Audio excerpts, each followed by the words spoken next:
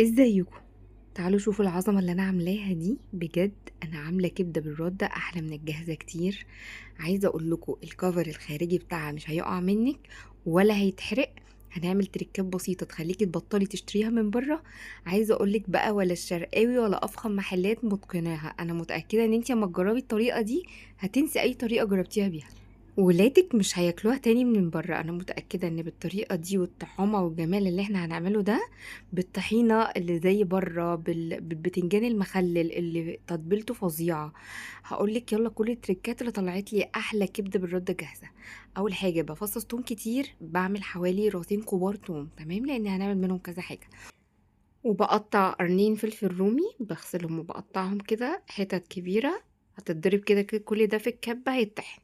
وحاطه معاهم قرن فلفل حامي، لو عايزين تستغنوا عن قرن فلفل حامي براحتكم.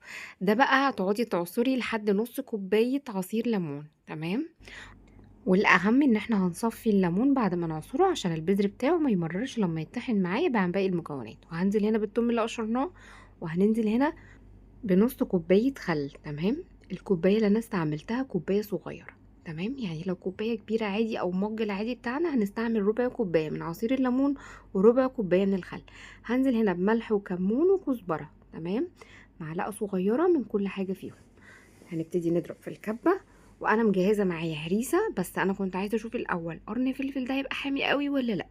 معايا هريسة هضيفها لما لقيت الفلفل معايا كويس. طبعا احنا قلنا السبايسي ده على حسب ذوقكم زي ما انتوا عايزين. فانا لقيت الدنيا تمام فضفت الهريسه اللي انا عاملاها. انا عامله دي هريسه مشويه، هنزلها لكم في فيديو تحفه. عايزاكم تضربوا المكونات تخلوها ناعمه خالص، تمام. هقول لكم ليه. هاجي بقى في الكبده بتاعتي هنا اهو، بكون مجهزه نص كيلو، ده نص كيلو كبده شرايح، تمام. كبدة بلدي نضيفة، احنا عارفين جايبينها منين. بنبتدي نيجي بالتتبيلة بعد ما بنطحنها كويس ناعم جدا. هنتبل بيها الكبدة، وعايزين نسيب من التتبيلة جزء. يعني انا هاخد نص التتبيلة هتبل بيها الكبدة، وعايزة النص التاني هعمل بيه كذا حاجة. هنتبل بيها، هنعمل منها الطحينة وهنزود عليها ونعمل تتبيلة البتنجان. وعايزه اقول لكم انا نعمت التتبيله خالص عشان الكبده لو انا عملتها التتبيله دي خشنه شويه هضطر ان انا انزلها لما اجي ابدرها علشان ما تفكش الكفر بتاعها في الزيت، تمام. فانا حبيت انعمها جدا، وهوريكم شكلها يعني في التغليف هتبقى اسهل ازاي. هنا هنجهز معايا كوباية الا ربع دقيق، عليها كوباية ردة، وهبتدي هقلبهم ببعض كويس. طب انا ضفت الدقيق عشان الردة ما تسودش، يعني بتخلي معايا الكبدة اما تنزل تتحمر تتحرق بسرعة، تمام. فانا بحب احط اضافه الدقيق ديت عشان تخلي الرده معايا مستويه حلو، تاخدي الطعم بتاع الرده وفي نفس الوقت يعني ما تحرقليش الكبده. هنا هنزل هبهر الدقيق بالرده بتاعتي بملح وكزبره وكمون، تمام. هرجع اقلبهم كويس جدا، وهاجي بقى بالكبده بتاعتي بعد ما حطيتها في التلاجة حوالي ساعتين. ممكن تسيبيها، تبتدي بيها وتسيبيها لاخر اليوم تتبل شويه حلوين. وهنيجي بقى ننزل بالكبده بتاعتي في الرده دي.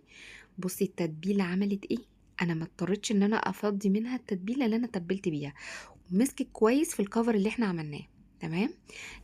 بعد ما بدرها كويس كل الكبده بتاعتي هبتدي ارفعها على طبق وادخلها في الفريزر حوالي نص ساعه اقصاها ساعه، وهنطلعها تتحمر على طول. عملت الخطوه دي عشان اضمن ان الكفر بتاعي مش هيقع منها خالص. ويلا بينا نجهز الطحينه. انا هضيف نص كوبايه طحينه خام، تمام. هنزل عليها بمعلقتين كبار من التتبيله اللي احنا كنا متبلين بيها الكبده دي، تمام. المعلقة دي كبيرة، تمام. انا نازلة بمعلقتين كبار منها، طعمت الطحينة جدا. حابين تضيفوا بقى اضافات تانية غير التتبيلة ديت، ممكن نضيف خل لو عايزينها مززة شوية، نضيف ملح لو هي محتاجة. غير كده انا لقيت نفسي مش محتاجة خلاص. وهبتدي بقى دي مية سخنة هنزل بيها واحدة واحدة. الاول هحاول افك الطحينة، اقلبها بالتتبيلة اللي انا عملتها دي، واحاول افكها شوية شوية صغيرين لحد السمك اللي انتوا عايزينه. اضافه الخل او اضافه الملح دوقوها وشوفوا لو انتم محتاجين حاجه منهم ممكن تضيفوا. استكفتوا باللي موجود في التتبيله، تمام. وضيفوا الميه شويه شويه عشان ما تفكش منكم خالص. واول ما توصلوا للقوام اللي انتوا عايزينه دخلوا الطحينه على جنب كده بقى او في التلاجة. هي كده تمام. وما تنسوش ان الطحينه لما بتقعد بتتقل، يعني انا بخف سمكها شويه زياده عما انا عايزه عشان عارفه ان لما بتقعد بتتقل. نيجي بقى يلا للتتبيله بتاعه البتنجان دي. شويه التتبيله اللي كانوا باقيين عندي هركنهم على جنب، هقول لكم ليه. وهنزل هنا بتوم جديد، قشرت حوالي راس توم هنزل بيها. وهنا التتبيله دي اهي نركنها على جنب. هنزل هنا بنص او اقل من النص شويه ورق بقدونس. تمام، انا مش واخده العيدان، انا واخده الورق بس، بقطعه قطع صغيره وبنزل بيه على الثوم بتاعي. وهنزل هنا بملح وكمون وشطه وكزبره ومعلقه كبيره هريسه. تمام، انا عايزاه يكون سبايسي شويه. تمام، دي تتبيله البتنجان بتاعتي. طبعا كل المكونات هتلاقوها تحت الفيديو، مش هنسى اي حاجه ان شاء الله. بعد ما بنزل بالتوابل بتاعتي دي هنبتدي ننزل بخل وليمون. عايزه اقولك البتنجان هو روحه الليمون والخل. تمام، انا عصرت هنا نص كوبايه ليمون وهنزل بنص كوبايه خل. ما تستكتروش الكميه، ده اللي بيدي طعم حلو قوي للبتنجان. طيب الكميه دي انا عملتها لقد ايه بتنجان؟ انا عملتها الكيلو الا ربع بالظبط. تمام، راس كبيره توم. يعني بقيت المكونات كلها هتلاقوها تحت الفيديو عشان ما اعيدش عليكم الكلام تاني.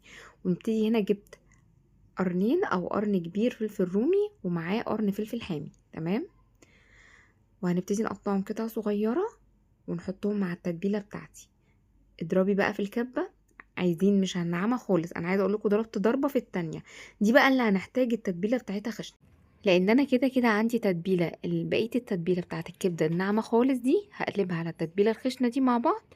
ويبقى انا ضمنت ان البتنجان بتاعي اتبل من جوه طعم حلو، خد كمان شكل حلو. يلا بقى نيجي البتنجان بتاعي. غسلته كويس جدا، ببتدي اشيل الراس بتاعته بالشكل ده. مش هنشيلها بسكينه ولا حاجه، احنا بنشيلها بايدينا. تمام، هبتدي اشيل الراس بتاعه البتنجان بالشكل ده.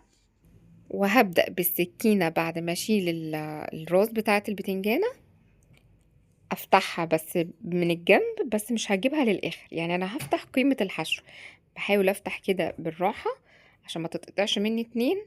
بس هفتح حتة كبيرة، يعني هسيب بس حاجة يا دوبك حاجة بسيطة تكون ماسكة البتنجانة يعني. هعمل معاكم واحدة تانية اهو. ببتدي اشيل الراس. تمام،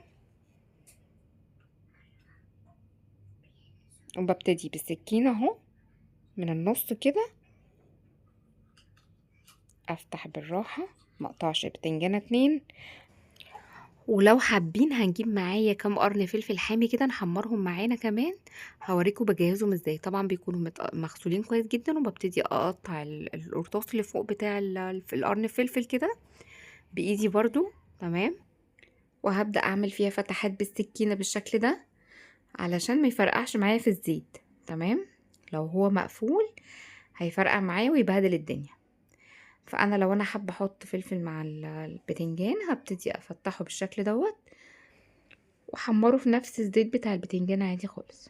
تمام، فانا هخلص الكميه كلها وارجع لكم تاني. وبعد ما خلصت البتنجان والفلفل باجي في زيت غزير، نار متوسطه. اول ما الزيت يسخن معايا شويه هبتدي انزل بالبتنجان بعد ما فتحته بالشكل ده. تمام، هنزل بالكميه لحد ما تغطيها، بس يعني يغطي الزيت كده اهوت، مش هنحط على بعض. تمام، هنحاول بس ان احنا جنب بعض كده.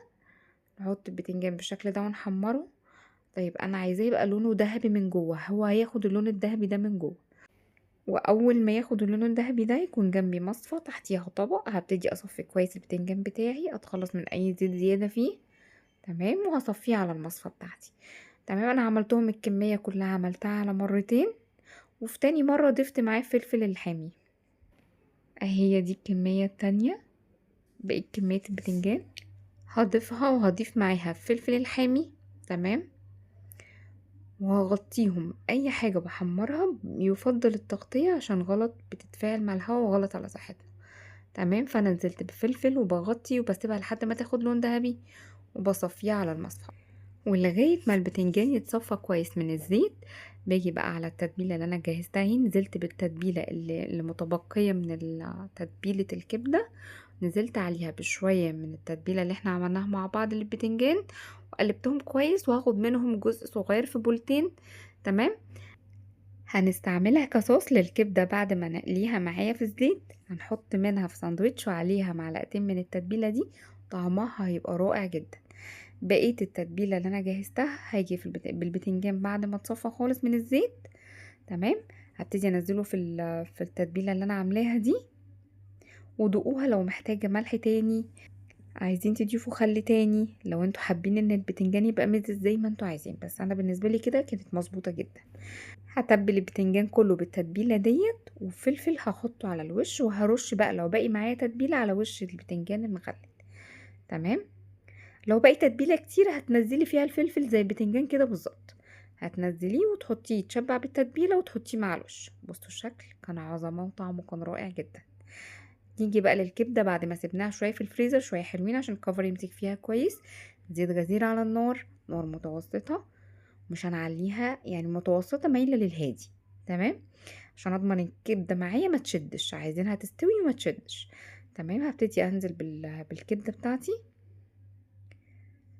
وهتابعها. انا مش هقعد اقلب فيها كل شويه، حوالي دقيقتين تلاتة، واول ما هلاقي اللون بتاعها ابتدى ياخد من الجناب كده لون ذهبي، هقلبها على الجنب التاني. وهنا بقى كوني مجهزه حزمه بقدونس غسلاها ومقطعاها قطع صغيره خالص، حطيها تحت الكبده. تمام، عشان هنطلع عليها الكبده. بصوا اللون كان ذهبي وجميل ازاي. عايزه اقول لكم لا حاجه فكت، مفيش واحده بس فكت مني، يعني ما شاء الله كله طلع جميل جدا. تمام، طبعا الكبده بالكش، فاول ما بتبتدي الكش بروح حاطه جنبيها لو في قطعه او قطعتين كمان. او خدنا اللون الذهبي الجميل ده، اتاكدت ان هي كده استوت. هصفي خالص من اي زوايد زيت، واوعدكم بالطريقه دي ولا هتفك ولا تتحرق منك ولا هتحرق لك الزيت، وهتبقى ما شاء الله طعم وشكل جميل جدا.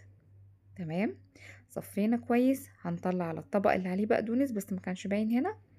انا هطلع نفس الكميه دي كلها. تمام، وهوريكم بقى نعمل سندوتشات العظمه دي ازاي، عشان انا متاكده بعد الطريقه دي ان شاء الله مش هتجيبوا الكبده الجاهزه دي من بره، لانها طبعا واكيد انتوا على علم بتكون مجمده ومش عارفين هي جايه منين. تمام، بصوا بقى جمال الكبده ما طلعت، عايزه اقول لكم ريحتها كانت روعه روعه بجد.